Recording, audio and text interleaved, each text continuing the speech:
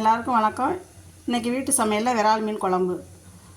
அதுக்கு விரால் மீன் 1/2 கிலோ, சின்ன வெங்காயம், தக்காளி பழம், பூண்டு, பச்சை மிளகா, கருவேப்பில்லை.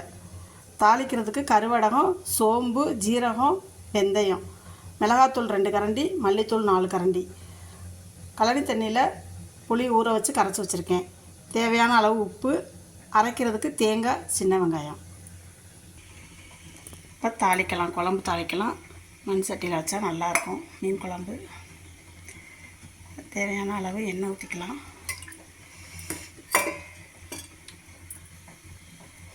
எண்ணெய் காஞ்சதும் வெந்தயம் போடலாம்.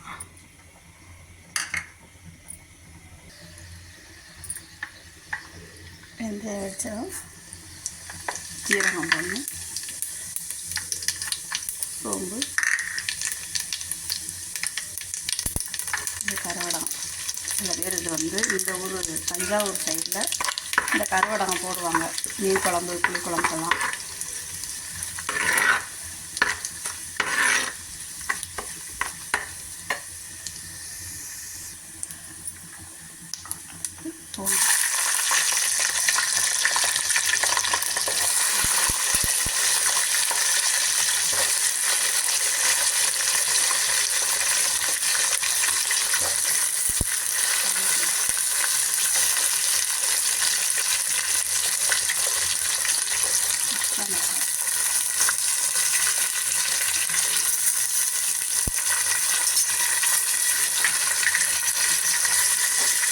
பூண்டு, வெங்காயம், கருவேப்பிலை, பச்சை மிளகாய் போட்டு நல்லா வதக்கிடணும். நல்லா கண்ணாடி பதத்துக்கு வரணும். வெங்காயம்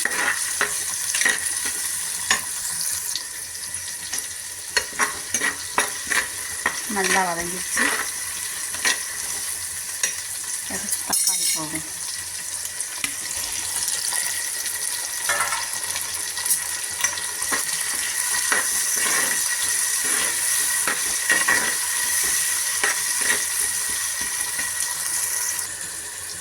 நல்லா வதங்கிடுச்சு. தக்காளி எல்லாம் சேர்ந்த மாதிரி நல்லா வதங்கிடுச்சு. இப்போ உப்பு போடணும்.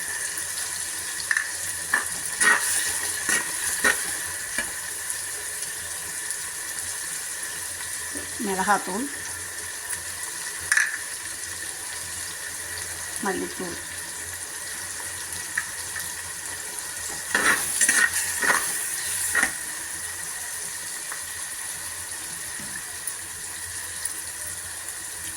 புளி கரைச்சி வச்சுருந்தாங்க, அதையும் ஊற்றணும்.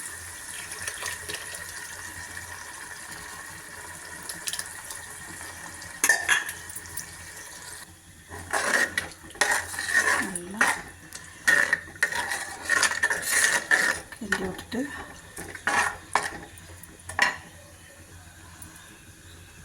அதுக்கு தேவையான அளவு தண்ணியும் ஊற்றிக்கணும். 2 தண்ணியே ஊற்றிக்கலாம். குழம்பு நல்லா வற்றி வந்ததுக்கப்புறம் தான் மீன் போட போகிறோம். இதுக்கிடையில் தேங்காய் கொஞ்சம் ஊற்ற போகிறோம்.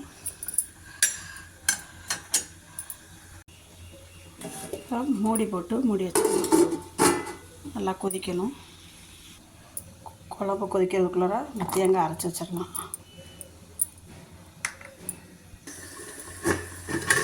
நல்லா கொதி வந்துடுச்சு.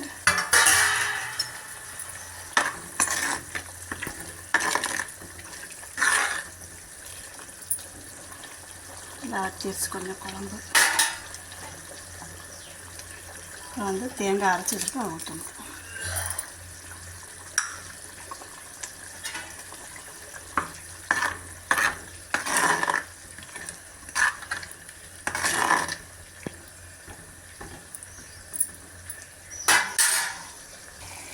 இப்போ குழம்பு கொதிச்சிருச்சு. மீன் போடலாம்.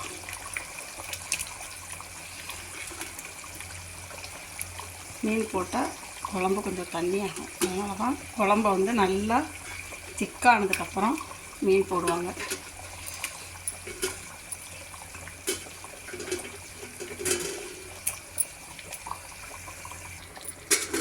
விரால் மீன் குழம்பு ரெடி ஆயிடுச்சு.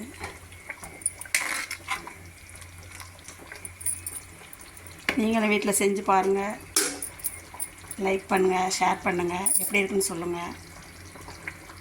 கமெண்ட் பண்ணுங்கள். கடைசியாக கொஞ்சம் நல்லெண்ணெய் ஊற்றணும். அதான் டேஸ்ட்டாக இருக்கும் குழம்பு. நல்லா வாசனையாக நல்லா இருக்குது குழம்பு. சூப்பராக நீங்களும் செஞ்சு பாருங்கள். விரால் மீன் குழம்பு ரெடி ஆகிடுச்சு. எல்லோரும் எப்படி இருக்குன்னு செஞ்சு பாருங்கள். லைக் பண்ணுங்கள், ஷேர் பண்ணுங்கள், கமெண்ட் பண்ணுங்கள், சப்ஸ்கிரைப் பண்ணுங்கள். தேங்க்யூ.